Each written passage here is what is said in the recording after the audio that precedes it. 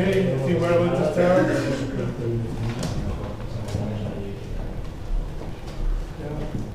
So thank you everybody for coming here today. Thanks to Juan de Vera for coming here. Thanks to the Real Colegio Complutense. So I'm going to talk a little about XXI. Then we have the seminar. At the end we have a networking and some tapas. We have Spanish ham and cheese and wine from Spain. So the mission, many of you, I'm sure you know about the CUSA, but for the people who doesn't know about the CUSA, the mission of the CUSA is to promote the role of science, technology, and their professionals in our society. The CUSA aims to spread and exhibit the high impact work developed by the community of Spanish professionals of science and technology in the US, expand their career opportunities, mobility, and integration into local communities. CUSA also aims to educate, inspire, and train new generation of scientists and innovators. So here we have more than 800 members right now. Here in green is where they are located. We have 5 chapters: California, Midwest, Boston, New York, and Washington, D.C. We want to establish a network for scientists, technologists, science teachers, communicators, and administrators in the US, as well as for people interested in these fields in the public and private sector. Our goal is to facilitate the chain of ideas and the interaction between disciplines. We also aim at increasing the social awareness of science and technology because there are many professionals who are doing a high impact work here in the US, and we want you to know about it. Our last objective is to serve as point of contact for Spanish and American public and private institutions, as well as social and mass media, who might need advice from professionals working on science and technology, and they could help each other in populations. So we have here some of our events. This is the Cambridge Science Festival. We were there with a lot of kids. This is a sample of seminars in 2015 and 2016. If you go to ecusa.es, you have all the information about ECUSA. You can be full or associated member, and all the information is in ECUSA. The next events we have are Ciencia y un Jamón in June 22. We have a panel, this will be in Spanish, panel sobre mujeres en la ciencia, ¿por qué cruzar el charco? El 8 de septiembre. This is the first seminar in Spanish. So, thank you for all of you. Juan. Thank you. It's your turn.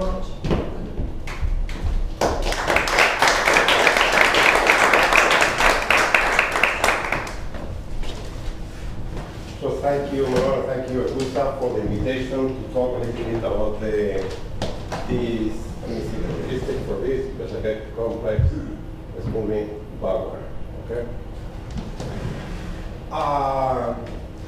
For just more than presenting about what is leadership and what is not, just to share some thoughts and ideas in a little structured way. As I was invited for this as a scientific community, I will try to have a strong theoretical and scientific approach to where we are in leadership. Where are we in leadership? Let me tell you where I'm coming from. Okay? I'm coming from international management. I spend most of my time in working in many different countries in the area of management. And only for the last 16 years I've been working in leadership and leadership development. I started working in leadership development, coaching, mentoring, feedback, these sort of things that in the executive level, it is a good way to make money and to develop people. In 2001, but like 3-4 years later, I questioned myself a basic question. It's like, I'm doing very well with leadership development, but I don't know what is leadership. So that's something fundamentally wrong. How is that I'm good doing leadership development if I don't have a clear picture about leadership? I think I start the field of leadership and not only of leadership development. Let me put it in framework. Leadership is coming from the area of, let's say, one way or the other, social science. Social science is a lot of social and not so much of science. I mean, let me rephrase. Yes, my doctoral dissertation, I have purely statistics, analyzing 2,500 managers of Spain in multiple variables about leadership. But is that applicable for the future? Can I extrapolate that data to others? As science, I don't know if there is anybody here, but I've been in some of the meetings of the CUSA and DC and so on. There are physics and oncologists and so on. You can elaborate about the Big Bang, but you're not going to change the Big Bang. It's there. It's just that you don't know that very well. But when you're in the social science, it's like you're trying to analyze a phenomenon, a social things that is evolving. Even more complicated. You know, my particular area of expertise is women leadership, and many times I've been in many forums where 500 women, I was the only man. Maybe I was talking about something, but I might be accurate or not. But whatever I say, it might be impacting 500 women. So wherever I'm analyzing a phenomena, I'm intervening in that, whatever I'm trying to investigate or research. You know, it's like many times in Spain I was doing taking a taxi driver, started chatting, like, what do you do? I work in leadership. And the guy, let me tell you who are the leaders here. And I laugh. Because he doesn't know anything. It's about the Real Madrid and Barcelona and so on. But finally, he's the one who is right, because he is what I'm trying to analyze. You know, it doesn't matter what I know, I don't know. He is the case I'm trying to analyze as a population. So it's a complex phenomenon because it's in the field of the social science. This all is about the legal disclaimer here. It's like, we don't have a general theory about leadership. I will show you some hints, but we don't really know what it is. And clearly, we don't know what it is today. Because are we going to start talking about Alexander the Great? Okay, let's go about Alexander the Great. But I think you care about what's happening today. And to happen today, maybe things that happened from the past will have an impact today, or maybe not. Maybe things that are happening today didn't happen before. So it's complicated. Let's get even more complicated. One of the problems with leadership is that there is a lot of money, there is a lot of BS in the area of leadership. Hundreds of millions of dollars are spent every year in the United States in leadership development. Everybody wants to be published a new book about leadership. You go to the library here, bookshop, a lot of books about leadership, but you go, hey, this guy, how long has been publishing? How many academic data? What the research he did in leadership? Like nothing behind? Oh no, but look, he's a great approach. Yes, but all of a sudden. End of leadership, Barbara Kellerman, Harvard. From Harvard. It's like, how is that all of these we're talking about that is just about money? And she is, I'm not saying that. How is that we change the mission of big universities after 200 years? And after 200 years, all of a sudden we put the word leader and leadership all of a sudden there without any significant reflection. How is that all of a sudden the mission of Harvard is to educate citizens and citizen leaders? And my question is like, who is a citizen and who is a citizen leader? And are we getting out of the university leaders and non-leaders?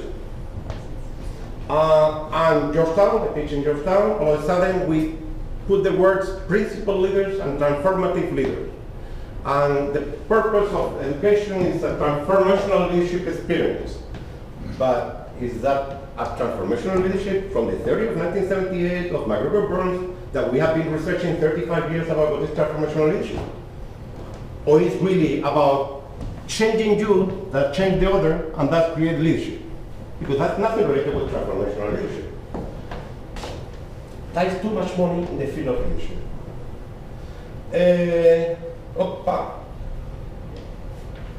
I won't miss in there. Another legal disclaimer.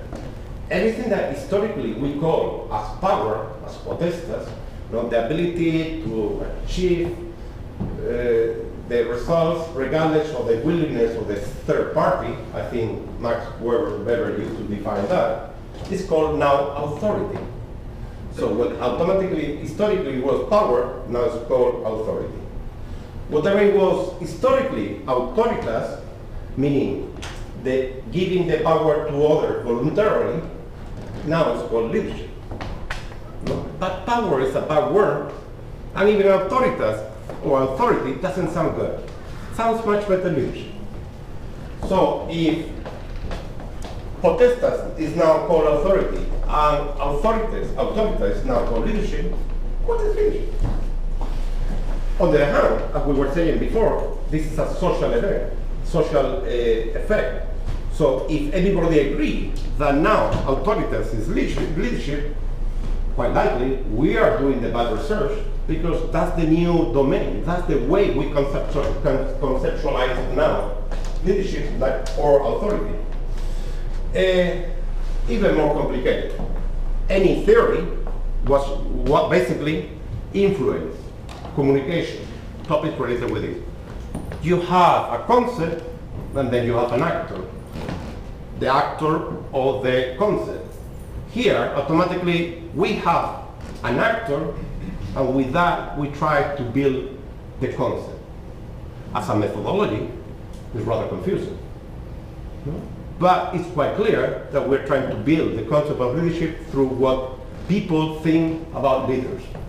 Where theoretically should be, let's have a clear picture of leadership, and then whoever is doing this, influence and influencers, communication and communicators, not leaders that have the concept of leadership. As a concept to analyze is a complex concept. And it's nice to have the word leadership and leaders everywhere. We are creative leaders. This and other. Everything, every class, every university, our mission to have leaders. No, everybody is going to be a leader. Is it possible? We have the concept there of leader, of people who change the world.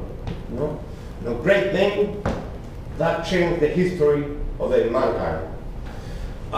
Washington, for good and for bad. Okay? Bolivar, Che, Churchill, I know.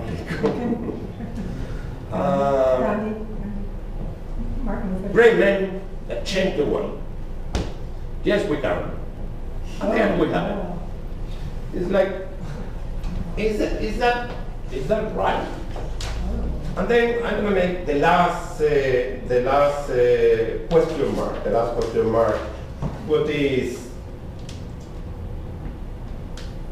There are leaders and there is leadership, but there's not really leaders and leadership, and that's just we're working with that concept that doesn't really exist.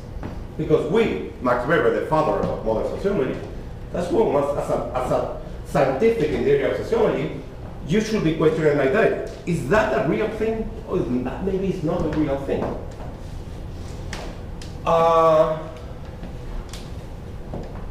When these sort of people come, it's because they are special.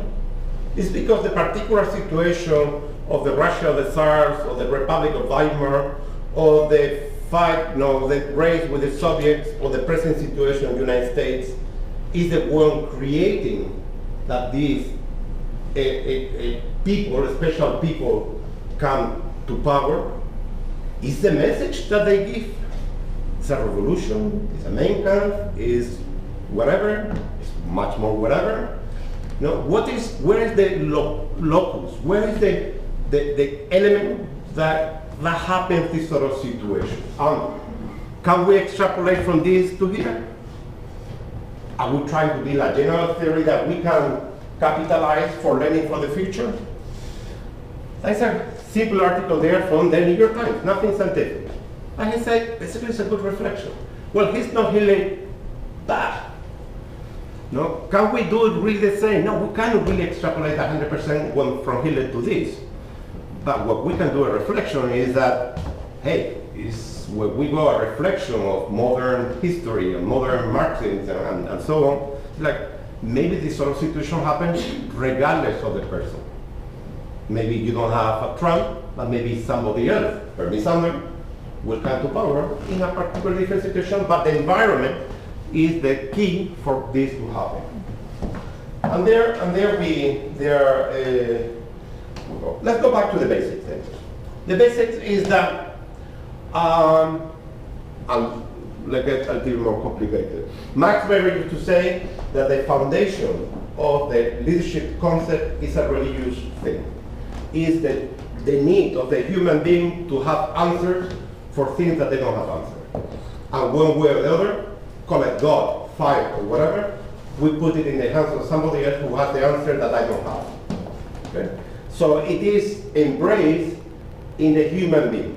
So it's a quite complex concept. No? If we go God, heroes, and myth, and idols, no, it was like 10 years ago there was a research, just a survey in UK. Well, who are the best leaders in UK? And of course, it was David Beckham. And Jesus Christ was only in the position 133. So, but that's what the people were saying. Quite likely, that was the situation. You may agree or disagree, but that's what they were answering, and quite likely that's what they were really feeling.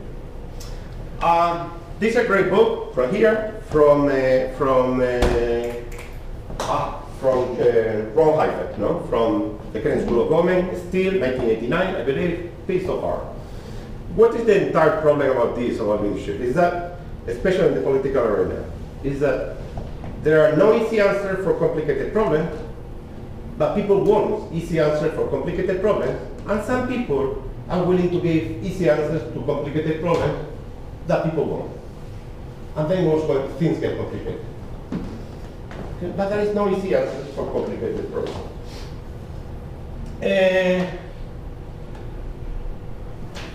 Just a couple of notes about theory. Almost everything that still you see about leadership is about leaders. It's about these special people, that how they are, where they're coming from. They study in Harvard, they study in that, are they tall, are they thin, and so on. And they're coming from the 19th century, that the great man theory, meaning that history is built about the events of Alexander the Great, Isabel la Católica, Washington, and they are the ones who change history. And that looks very simple in the 21st century, but that responds to a collective unconscious need of an easy answer for a complicated problem. That yes, there are few people who change the world. And still we have that change leader. We're going to develop change leaders and we're going to change the world. No, I was today there in the bookshops, leadership books, leadership and self-motivation. Leadership is something related about one person. Still that is changing, have a tremendous impact in others. That's 19th century. 19th century. Then we spend 50, 70 years in the theory of leadership is that we get a little more sophisticated. It's like in the picture. Is Lenin particular special because Lenin? Because the situation of the Russia in the 19th century under the Tsars and the war with China and Manchuria dying like crazy? Is the message, follower situation. Is this particular situation or is the partition of the follower? What is the way? We spend like that, 50, 70 years studying about that. One of the particular areas, leadership style. I work a lot of women leadership. And now everybody publish about women leadership style. What is okay? But that's coming from 1938, from data from 10 years before. And we're in 2016. Can we do some research ahead of 1938 theory? Because we abandoned that quite long ago for men. So why are we attacking now with that methodology for women leadership? But one way or the other is, what do they do? These special people, and we'll learn about that. We'll get a little more complicated later. All of a sudden, in 1978, McGregor Burns, create a theory of transformational leadership that now we put a different word in the Harvard, in the Georgetown, and so on, but it's very solid. He died 2-3 years ago. They say, hey, the critical thing is not the leader, the follower situation, is the message, is the goal. And I think I have it later, there. That when you appeal to a higher goal, we have with the terrorism. The higher appeal is not a tenure track position, it's heaven. So I'm willing to do anything, I'm willing to die. Because doing that, I'm a better person. Okay? That's the whole message. And he did, okay, with, this is a piece of art, like the pain in the neck, it's 700 pages of solid theory. But all of a sudden you get messages like, oh shit, now I understand. Okay? And he has, with a great methodology, biography versus statistics. And he learned about that. He had a great reflection about leadership of the Democratic Party. He was advisory communication to JFK. He died 2 years ago. Okay? So he's a masterpiece. And we retained the entire theory of leadership in 1978 around the goal. Okay? And from that is coming the mission, the vision, blah, blah, blah, blah. That's coming from organizational theory. But it's coming to leadership from the importance of the mission and the vision to let's put a man in the moon in 10 years, whatever, okay? That create people together towards a common goal. Let me see if I'm able to do it here. Opa. If you remember this, not long ago, the only reason I'm standing here today is because somebody, somewhere, stood up when it was risky, stood up when it was hard, stood up when it wasn't popular. And because that somebody stood up, a few more stood up. And then a few thousand stood up. And then a few million stood up. And standing up with courage and clear purpose, they somehow managed to change the world. As president, I will end this war in Iraq. We'll have our troops home within 16 months. I'll close Guantanamo. I will restore habeas corpus. I will finish the fight against Al-Qaeda. This party of Jefferson and Jackson and Roosevelt and King. It is, under the theory of leadership, it's a great transformational and transactional message. It is a great speech. But the reality is that he did not close Guantanamo. Because the President of the United States, Commander-in-Chief, cannot close Guantanamo against that. The reality is much more complex. Let me see. What we know after 1978 is that we were very simple analyzing a leader, a situation, a message. There is no a person with a leader. There is a meta-aggregate of people with messages, with relationships in multiple relationships and levels, with multiple messages that create a situation. And by the way, the goal is getting more and more confused because the speed of change is dramatic. Some of the things, for example, that change this paradigm are the fall of the Berlin Wall. We have a clear two worlds that all of a sudden, oops, gone. All of a sudden, something called internet, oops, shows up and change the world. But I was selling that concept for many years. But when you go to the data, to see where are we now in 2016, what's happened lately that this sort of dynamics has changed dramatically? What's happening in a world where kings ask for forgiveness and resign?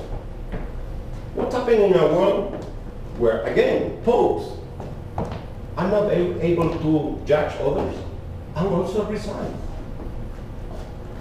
What's happening in a world that in the last 25 years, from 1975 to 2010, we went from 75 to 140 democracies, kind of. But all of a sudden, look at the number of people worldwide.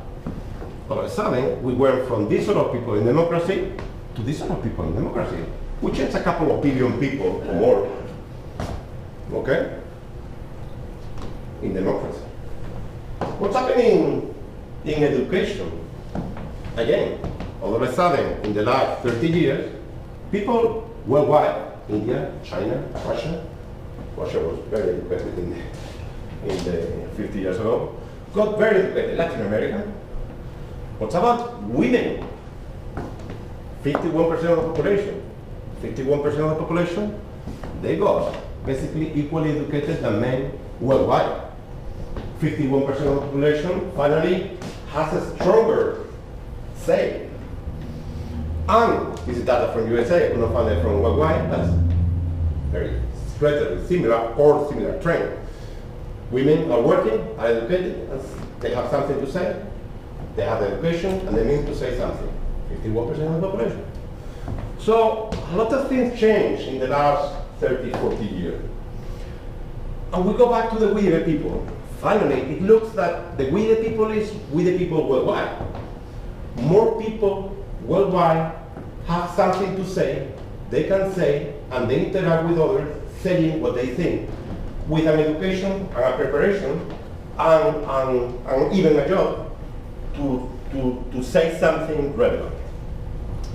I'm coming from the management area, okay? I remember I did my MBA in 1980, 81. Still marketing was a fishy area. It's like, well, you know, you create brochures, something pretty, and people sell, because people selling are people who know how to sell. And you just give them something for them to sell something. And then it's like, hey, we became a little more sophisticated with marketing. Historically, I mean, we were selling whatever we had. That's it. You sell a T4 black or black because that's the only car that you have. You want a car, you buy a black car because that's what it is. Basically, management is still up there in many sense. But one way or the other, the customer is always right. Maybe it's a little poor, but more and more, either you adapt to the customer or you're out. And one way or the other, that is what is happening in leadership. Is we are being evolving for leadership that is basically is a supply. I mean, in the sense of they are from the producers, from the ones in power, to a situation where it's with the people. It is more and more dominant by the people, where you have to adapt to the customer. At the end of the day, a follower is people, and I cannot figure out who is a citizen and citizen leader, who is a leader, who is not a leader. No. What is the message here? That finally leadership became one way or the other democratic, because globally, basically society became democratic. Educated, okay, democratic, with money, and interconnected. Let me see this video that I spent in Georgetown. When I teach this, we spend hours and hours and hours discussing about this video. This is If you've learned a lot about leadership and making a movement, then let's watch a movement happen, start to finish, in under 3 minutes, and dissect some sorry. Leader needs the guts to stand alone and look ridiculous. But what he's doing is so simple, it's almost instructional. This is key. You must be easy to follow. Now here comes the first follower with a crucial role. He publicly shows everyone else how to follow. Notice how the leader embraces him as an equal. So it's not about the leader anymore, it's about them, plural. Notice how he's calling to his friends to join in. So it takes guts to be a first follower. You stand out, you brave ridicule yourself. Being a first follower is an underappreciated form of leadership. The first follower transforms a lone nut into a leader. If the leader is the flint, the first follower is the spark that really makes the fire. Now here's the second follower. This is a turning point. It's proof the first has done well. Now it's not a lone nut, and it's not two nuts. 3 is a crowd, and a crowd is news. A movement must be public. Make sure outsiders see more than just the leader. Everyone needs to see the followers, because new followers emulate followers, not the leader. Now here come 2 more people, then 3 more immediately. Now we've got momentum. This is the tipping point, and now we have a movement. As more people jump in, it's no longer risky. If they were on the fence before, there's no reason not to join in now. They won't stand out, they won't be ridiculed, and they will be part of the in crowd if they hurry. But over the next minute, you'll see the rest who prefer to stay part of the crowd, because eventually they'll be ridiculed for not joining. And ladies and gentlemen, that is how a movement is made. So let's recap what we've learned. If you are a version of the shirtless dancing guy, all alone, remember the importance of nurturing your first few followers as equals, making everything clearly about the movement, not you. Be public, be easy to follow. But the biggest lesson here, did you catch it? Leadership is over-glorified. Yes, it started with the shirtless guy, and he'll get all the credit, but you saw what really happened. It was the first follower that transformed a lone nut into a leader. There's no movement without the first follower. See, we're told that we all need to be leaders, but that would be really ineffective. The best way to make a movement, if you really care, is to courageously follow and show others how to follow. When you find a lone nut doing something great, have the guts to be the first person to stand up and join in. So where is leadership there? Is in the leader? Is in the second and the third person? Is in the process? Is in the reaction of one person who gets crazy but respond to the common needs that they are there in a community, in a spring break or whatever, in a campus in California? If nobody follows the first guy, really, he's nuts.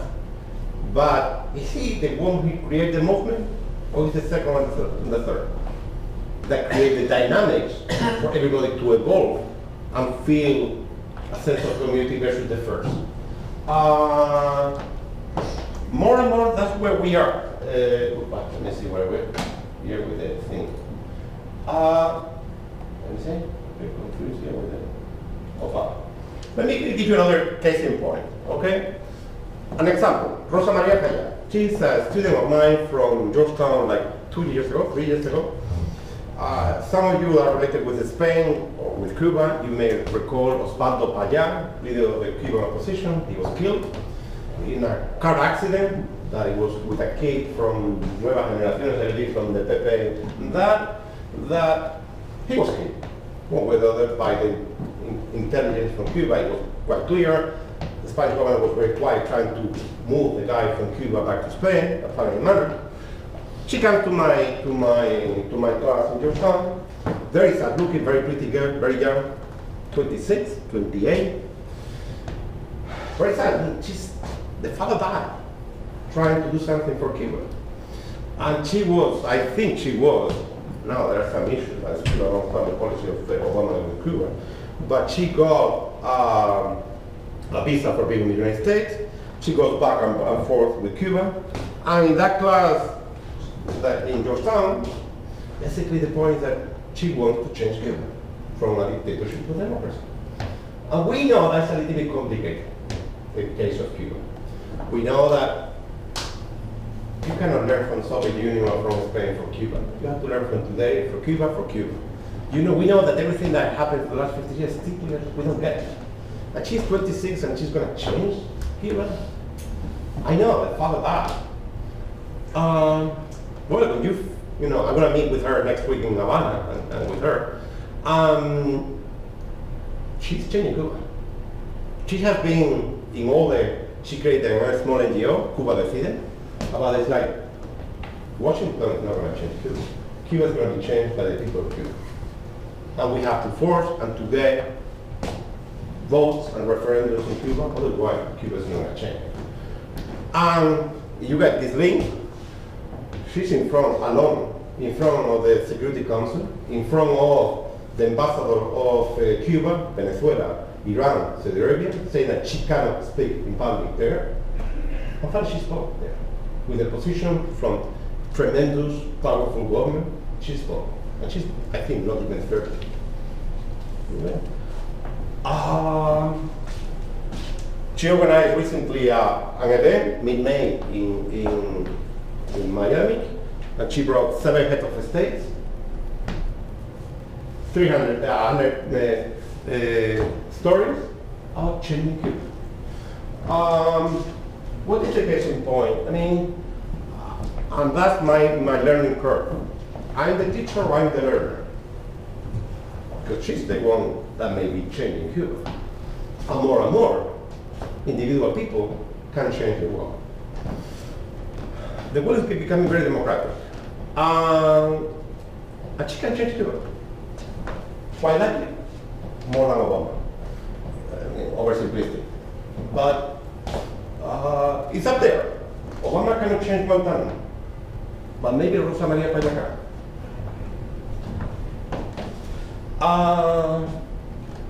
I told my parent, at least she smiled. I was happy with that. Because at the end of the day, my only reflection with her is like, you want to change Cuba, you're going to be happy. I think it's a much more complicated discussion. But for her, that's her life. The father died trying to free Cuba. So her only mission in life is change Cuba. If the only mission in life is to change Cuba, she may change Cuba. Another case in point, European crisis. The big, powerful and good, the Germans, and you know, the Latinos, the Mediterranean, Greek Italians, well, the Irish, the Portuguese, and so on. But, hey, at the end of the day, the Greeks are not even there. Okay? But finally, when the Germans, 3 years later, after the Greek crisis, realized that, oops, if they don't spend any money, the Italians don't spend any money, the Spanish don't spend any money, the French don't spend any money, the Portuguese and the Irish don't spend any money, oops, they don't buy any German goods.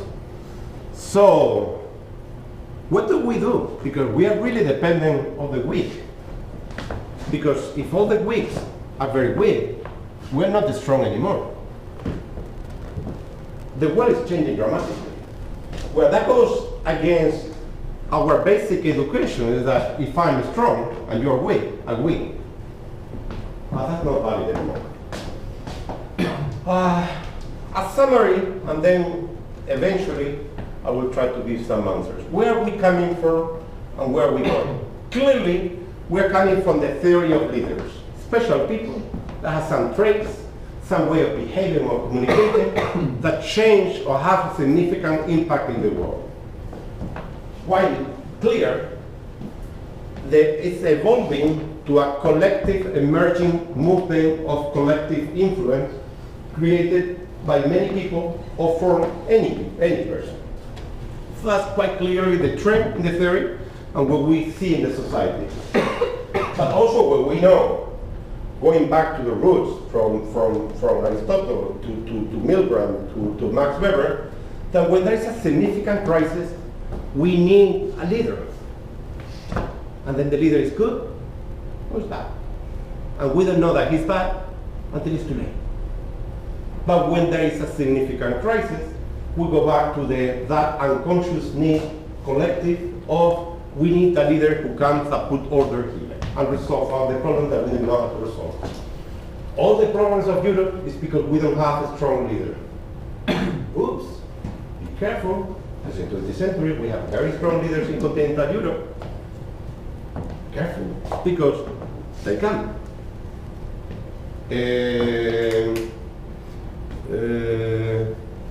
1929, Roosevelt or Hitler. There are parallel situations, there are different situations in Germany and the United States, but hey, it was 1929. But initially we see this guy, until this guy comes. And we have to be always aware. I'm very concerned with the concept of leader, because the history tells us that this happened. This happened. And when there is a significant crisis, the human being, the obedience to the authority, the need of authority, comes to the human being regardless of education. Where are we today? How can we define leadership? Couple of definitions. Leadership is to build a ship to go wherever we decide when we finish building the ship. And leadership is jumping from a plane with a parachute, but each of us with a piece of plane that we have to build before we crash. It's an evolving construction, collective construction in a crisis situation of working together to find a solution and to find where we are going to. Okay? That's what we are more or less today. How can we attack that? Okay, my definition going with this is to co-create a common good future. Remember, then I have my question mark with some other theories. If we don't put the word good, this is co-create, and the common and the future is relatively easy. So when we put the word good, get complicated. Get complicated, because it's about value. And clearly, in this situation, that's what we are. That's the specificity, complex, uncertain, changing with increasing inequality, increasing interdependent situation. And then this is when our past references are not valid anymore. But that's what we're trying to see. That's what my first question is. Where is leadership today? Not in Alexander the Great, not in leadership styles of Lewin of 1938. Okay? Another example of credit. Usually, I see that in Spain, I see that here, clearly, military people are well ahead of the rest of the society because they face new problems very quickly with life, not with money, not with motivation of the people, but more life, more death. And they are very adaptive to society. What do we see? I was in the First World War in Saudi Arabia. Okay, that was a clear, that was like Napoleon War. That was easy.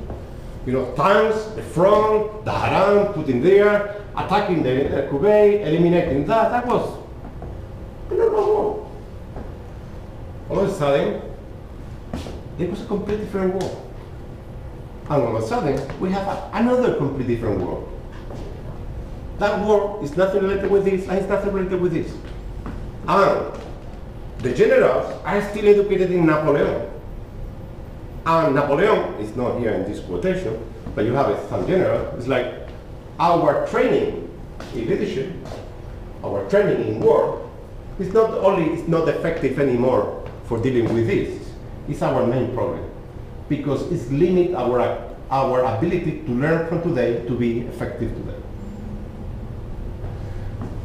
today. Adaptability. If you see, and that's coming 2005, that it was even before, 10, 12, 15 years ago, the US Army doesn't want to be, let's make America strong again, or what is the quote? Great again. No. Let's make adaptive and innovative. Let's be flexible and adaptive. We don't want a strong army. We want a flexible and adaptive army. Because that's the threat that we face today. We are right now not facing the strength and power conflict. We are facing the flexibility of that problem. And more, that's what we will be facing. Okay? That's what we are facing more and more. Leadership without easy answer. I'm not going to enter into the whole theory of Ronald Hyphen. But it's like, hey, how to learn from something that we have to learn a new way, where there is no previous answer for a new problem. That's the domain of leadership, when we have to let people collectively and individually to learn to face their own problem. And what's the problem there? That then authority that is giving you answers limit your capacity for leadership. Your capacity to face your own problems, facing new problems that nobody had a solution before. Then it will create a completely different dynamic. Couple of reflections more. I'm not going to enter into that. But basically, that's the theory of our Ron Hyphen from here, from Kennedy School of Government. And clearly that's one of the main paradigms that we're facing right now in leadership. Flexibility, adaptability in a completely new environment, much more democratic, much more participative, where everybody, a lot of people, more people, has a lot to say. I'm not going to enter into the model, but clearly in any organizational model, you have power. Your boss can fire you, you get your salary increase. The boss can influence you, but maybe even some people, at some level of the organization, quite likely in the higher level of the organization, can be transformational, as they say. But it's not really transformational leadership. Anyway, that's a different story. That can create a change of paradigm, can create a learning organization, like we used to say it in theory of organization, can create change the context. And that's nothing about influence. That's a co-creation. That's finding new solutions for new problems, not finding the solution or solution for new problems. And it's not about certain direction, priorities, mission, this and the other. This is work. Let's change our paradigm from leadership and leadership style to paradigm of way of thinking. Historically, we have been in a paradigm of order, system, of command, collectively, organizationally, and individually. When you are 2 years old, or you have a 2 years old kid, or 5 years old, shut up and eat. Next. There's nothing to be discussed. This is clear. This is a system. This is a clear reference. Okay? Individually, organizationally, and collectively. Clearly, the world moved in a more independent world of influence, of you are independent from each other, and whoever is stronger than the other will win, basically.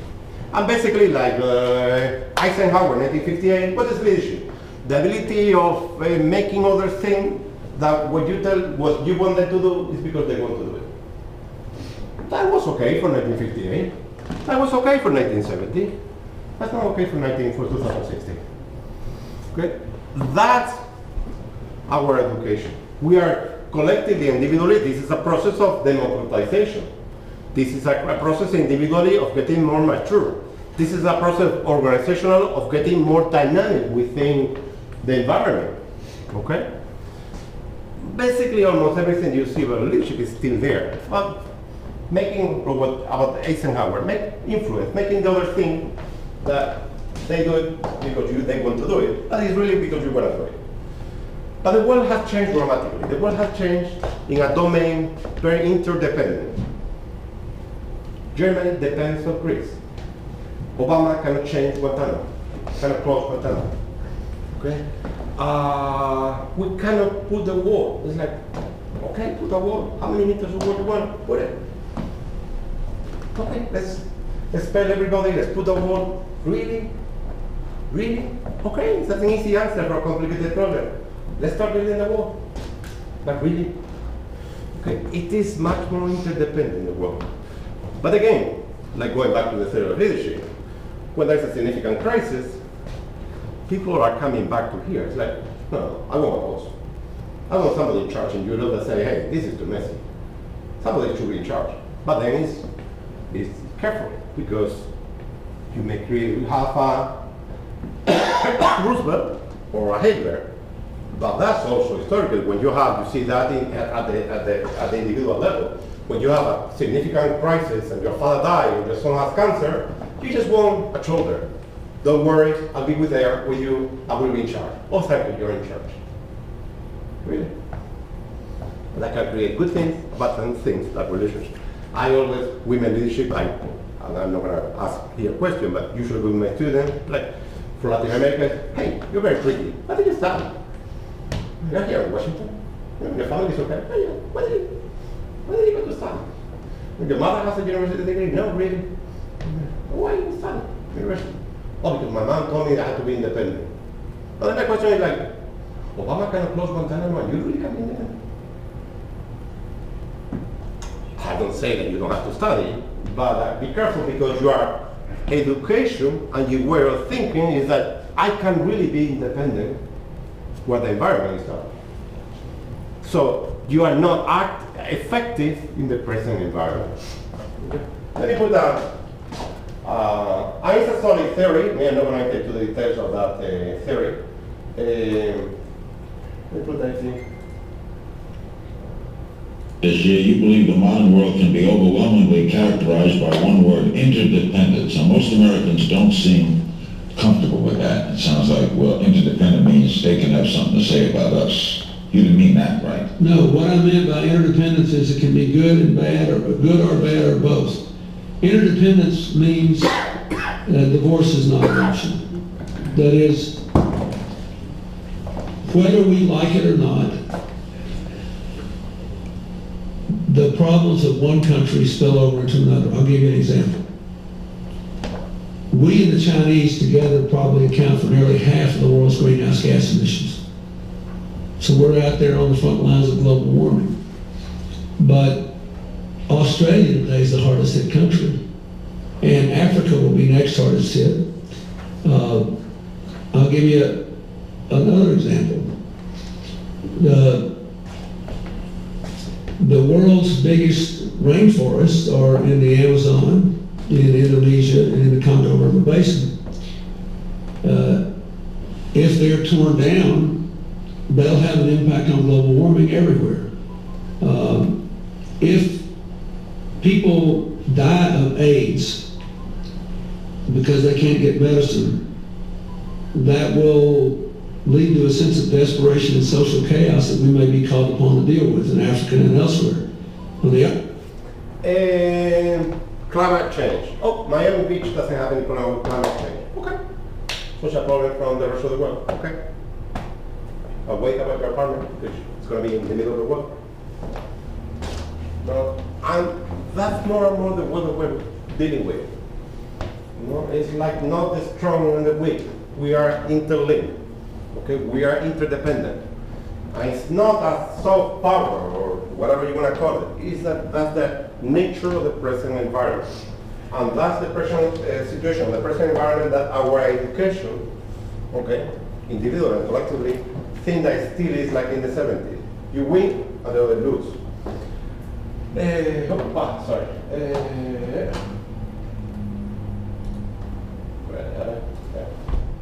I'm not going to enter into the details of that, but that's a different way of conceptualize leadership versus the leader, follower situation goal. We go to paradigms, the way of thinking, and how they are evolving, and how is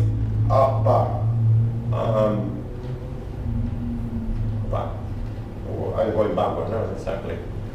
How it's evolving, but at the same time, how that can change dramatically overnight. If you go to 1978 from McGregor-Burns leadership, you all of a sudden have 400 pages of the Maslow pyramid of needs from Roosevelt, and you are reading and reading, and you're tired reading. And all of a sudden, it's like, I didn't think. How life is evolving, but then in one moment, life changed dramatically, individually and collectively.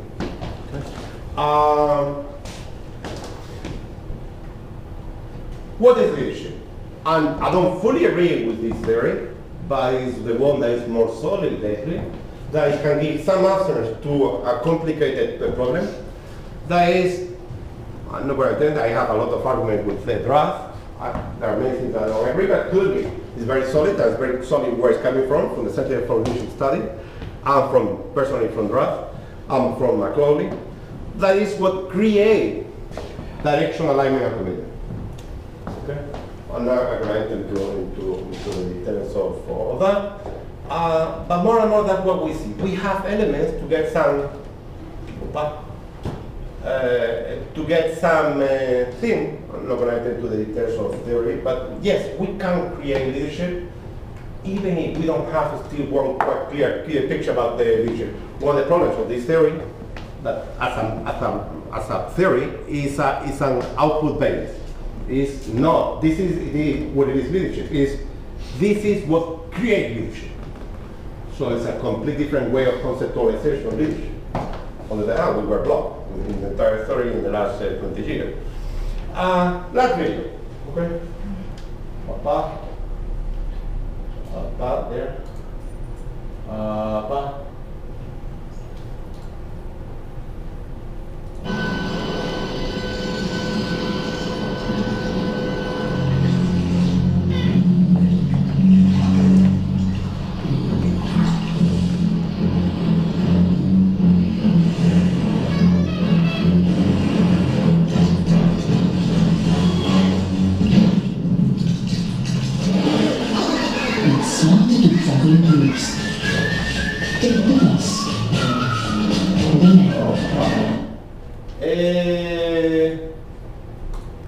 You can be, you think that if you are the strong, you start swimming. I'm sorry, the weak guys will be behind. No, sorry. They will eat the Greece, Italy, Spain, and eventually he will eat Germany. The key is to be together. But in a situation of crisis, you're strong, you don't care about the others. It's up to you. But you're never going to solve the problem. Because you're strong, you have more to lose. And if you don't have the learning capability, individually or collectively, of being together in a conflicted situation to face a problem, everybody, one after the other, will die. And you can extrapolate to many multiple situations. Okay. We are interconnected, we are interdependent. Either we do it together, it doesn't work. So I don't have many more things to say. You have that, I mean, that.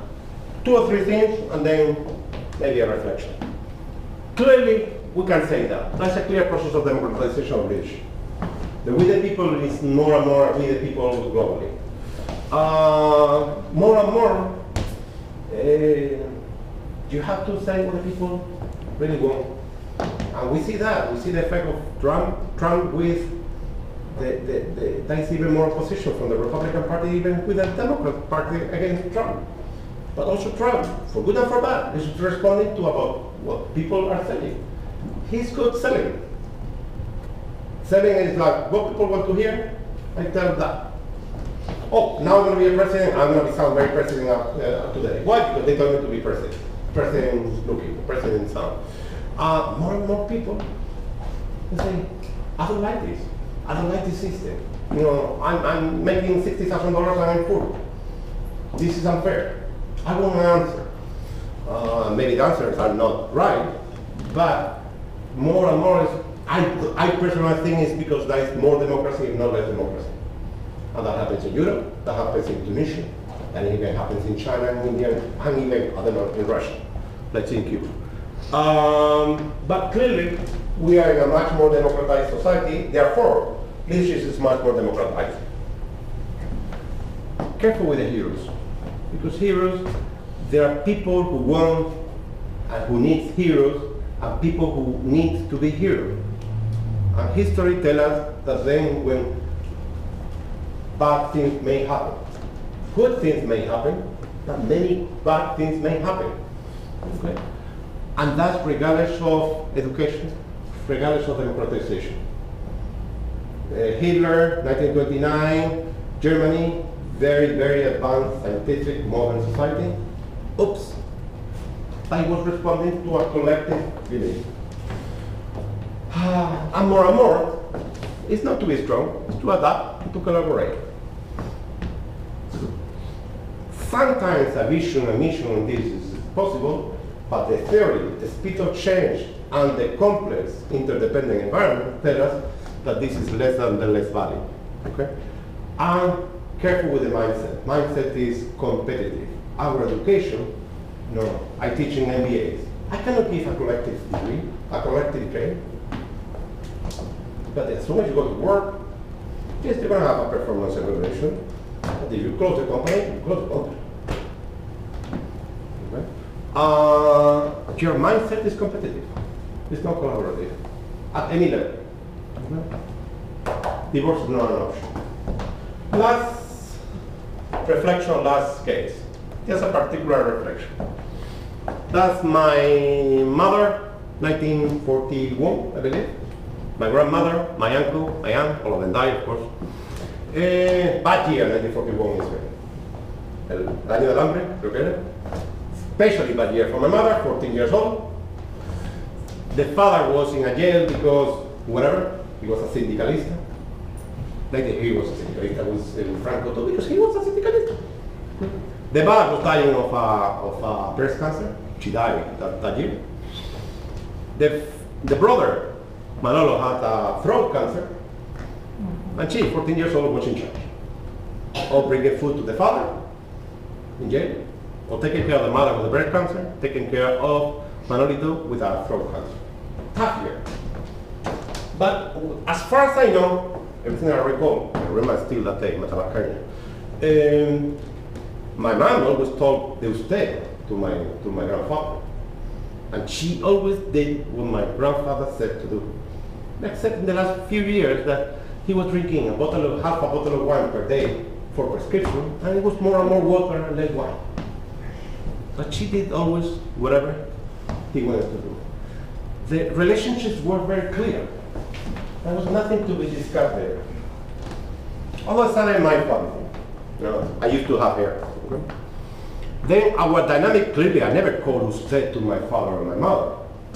In Latin America, still we use usted a lot. I found my way. They didn't have university degrees. I did. I was going to go medicine and law, medicine and psychology. All of a sudden, I changed to business and law. All of a sudden, I was the only member of the family who left Sevilla. I was the only member of the family who left Spain. They have an influence. I found my own way. It was quite clear in 1976 that if you have 2 degrees in 1976, you could be better than the others and make a little bit more money and to be more safe and this and the other. I remember still my mother saying, I don't know why you're doing that, but if you think that's good for you, go ahead and do it. Oh, okay. But it was quite clear that at that time, hey, if you have 2 degrees, business and law, you can make it. You can make it. Okay. I have a couple of conflicted pictures, but anyway. That's my daughter. That's a completely different ballgame. 21st century. Only one daughter. Can I replicate this to this? Only one daughter. What do I do with the future? Can I tell her to study notarias? Can I influence her effectively to be successful and happy in the future? I would love to do it, but I'm not able to do that. I cannot lie to myself. It's a stupid influence because I don't have a clear picture of the future. I cannot impose a vision because I don't have a vision. I have to interact together in a collective situation to co-build a future, because her future is my future, although we don't know the future. But that's the way we are right now. I'm going back and trying to close it with a Spanish way. More simple than that. Caminante, no camino, ya se camino al andar. And that's where we are. So if you thought that you had, I was going to bring you any answer about leadership, I hope I brought you some questions about leadership. Okay? So thank you so much, and please ask me any question that you want, okay?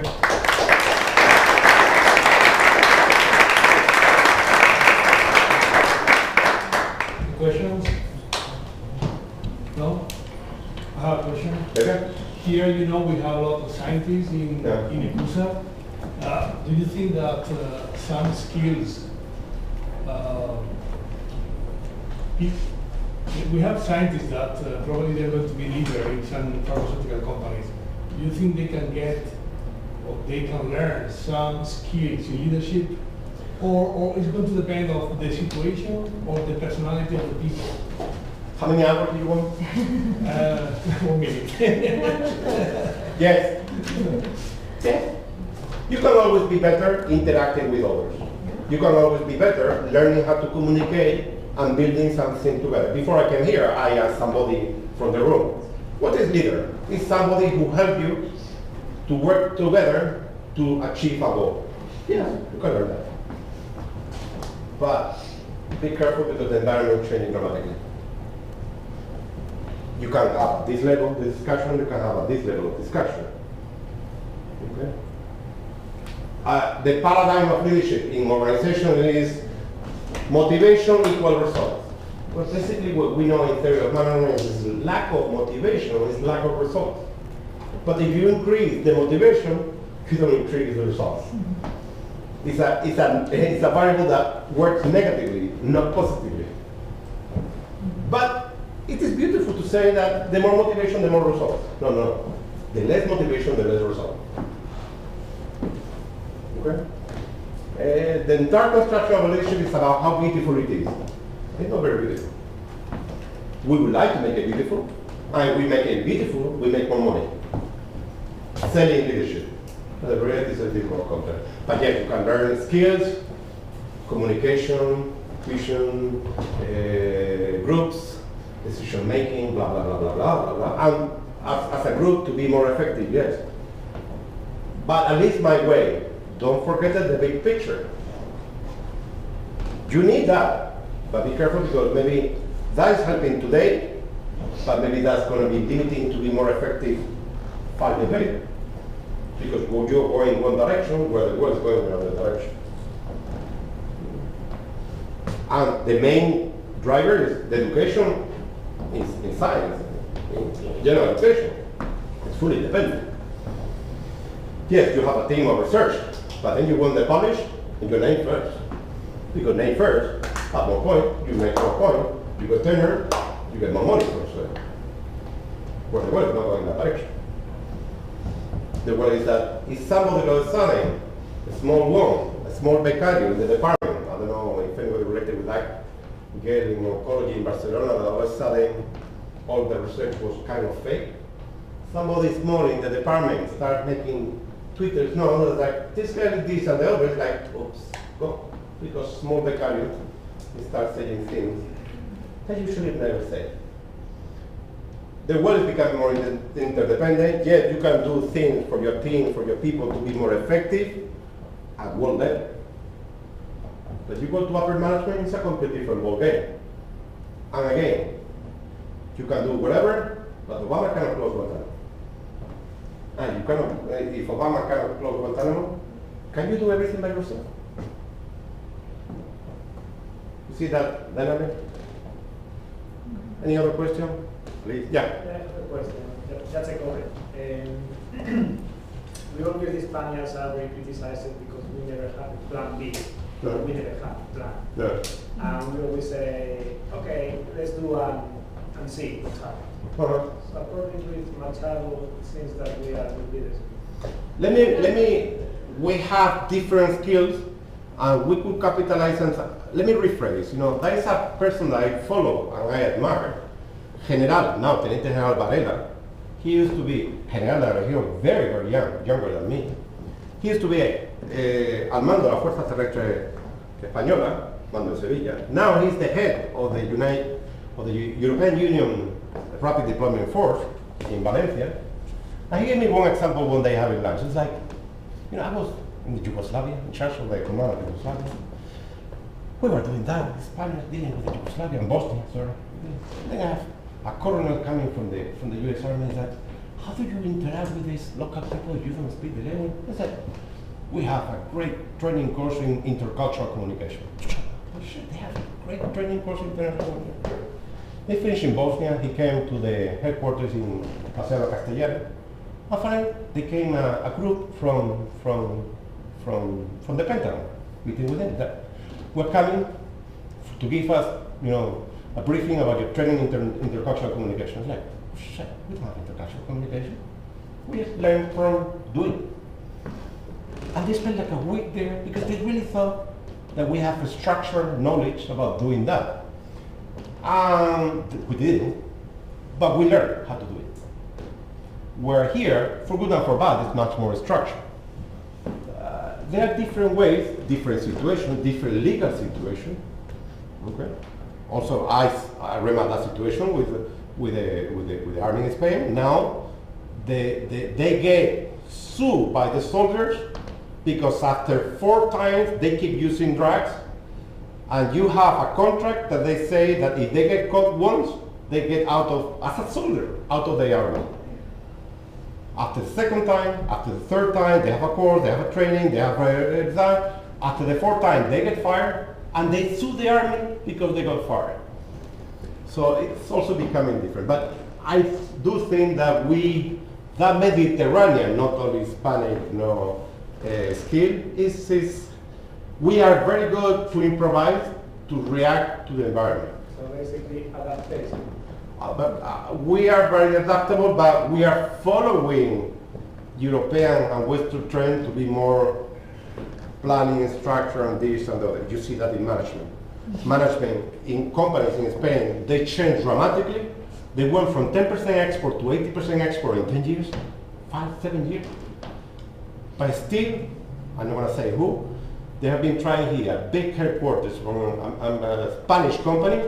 For 10 years, they changed 7 times the CEO because they were saying they have to change and they have to work like we work in Madrid.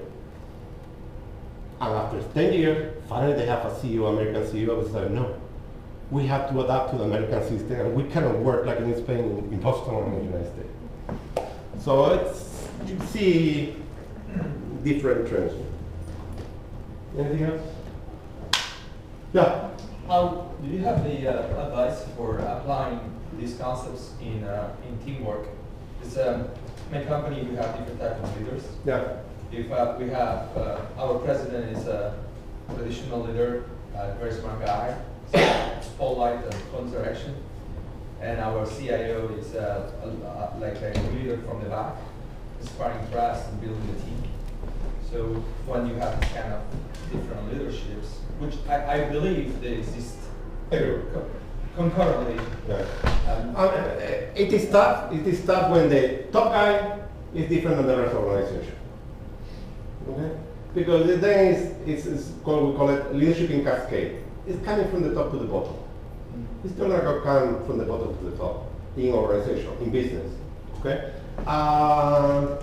The CEO has to change the president in order for then the company change dramatically. But sometimes happen. I've seen that in company. I remember one big pharmaceutical company, and they told me that it's like we have to change the paradigm. We're the market leaders. We're growing 15% per year, but in 10 years we're not going to have any product. So we have to start preparing today for 10 years. That's very different because in pharma, I don't know if anybody's from pharma, with the pipeline you can foresee when you have boom, a collapse. Basically, then you can increase your pipeline. And he started preparing the company for 7 years later, say, we have to adapt when we don't have any product, any growth. To have more organic growth for the present situation versus more pipeline. And it took him like 5-7 years to change the company. But then I tell you also, when the other CEO came, in 6 months the company went back to the previous way of doing things. I can tell you, I work with a big multinational in Spain. We create a center for leadership in that big multinational for 3 years. Then we start developing the entire program through the entire organization. Then the president of the company, December 23rd, I don't remember what year, say, meeting the entire team in Castellano, say, happy birthday, happy Merry Christmas to everybody, and tell all your family you will not show up the entire next year with your family, because work is next year is work, and forget about the family and forget about anything else. Now let's launch the leadership school. Okay, let's do leadership. Why to do leadership where the boss tells you something very clear? Oh, because it's good. Okay, let's do it. So it's more like going to, whatever happens, you just gotta do. You have to create that dynamic in that particular case between the CEO and the president. And the president has to buy in. If the president doesn't buy in and has a real power, the CEO is a currito, it's a currante, or a currito. It's like, sorry, you are only the CEO, you're not the president. Okay, you convince the president, and then, if he buys in, change happens. And change can happen relatively easily. Okay? Especially if you know the environment. And there are some of the models that you saw there, it is very useful. The only book I got today is from something I'm going to be doing tomorrow that you can use in your organization about change. Okay? But working with teams, if the president doesn't agree, it's like, okay, let's play leadership. But nothing's going to happen. So you were mentioning that in crisis time there's emerging some type of new leaders, but I'm worried about how power is disappearing and there's no real coordinators of what's happening in countries and regions. Because there's sometimes the feeling we have in the society now is that there's no clear direction. How can the society deal with that? I think that's the problem. The problem is, I think, if I got your concern, too much direction or too small direction, too little direction. okay? Where the environment is dramatically changing, complex, interdependent, and very empowered. People are very empowered at every level, in any organization, okay? If it is difficult to give direction, you saw even the note there, the last one. It's like sometimes you can give vision and mission and goal, and sometimes sometimes in some areas you can work, but more and more that's disappearing. But then the people need that, and some of the people are willing to give it. But the problem is sometimes you really cannot build that. You can promise to close Guantanamo, but you will not close Guantanamo in 8 years. It's that dynamic. Okay, let's not think about Cartesian, yes or no. It depends. But the trend is clear that this is less and less effective. Also, the more change, the more people want, and the more some people are willing to give. Don't worry, I'm rich, I know how to resolve, I will deal with Putin, I will make a phone call, I resolve it. Sure, people do it.